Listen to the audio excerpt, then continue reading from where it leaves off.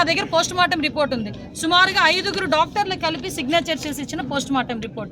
ఎటువంటి sexual assault లేదు. ఆ అమ్మాయి బట్టలు కూడా ఎక్కడ కూడా చిరగలేదు, చిన్న గాయం కూడా లేదు. ఆ అమ్మాయిని చంపిన తర్వాతనే నేలలో పడవేయడం జరిగింది అని చెప్పి క్లియర్గా ఒక పోస్ట్ మార్టం రిపోర్ట్ ఇస్తే దాన్ని కూడా అంటే వీళ్ళేదో పెద్ద డాక్టర్లాగా, వీళ్ళేదో పెద్ద లాయర్లాగా, వీళ్ళేదో చంపేశారు, వీళ్ళేదో 4గురు కలిపి అత్యాచారం చేశారు, 4 రోజులు తర్వాత అమ్మాయి బయటకు వచ్చింది. ఎందుకండి అబద్ధాలు ఆడాల్సిన అవసరం? ఒక మైనారిటీకి సంబంధించిన ఒక బాలిక తాలూకా చావును కూడా రాజకీయం చేయడానికి చూస్తున్నారంటే వీళ్ళు ఏ రకంగా ఆలోచించాలో ఒకసారి అర్థం చేసుకోండి.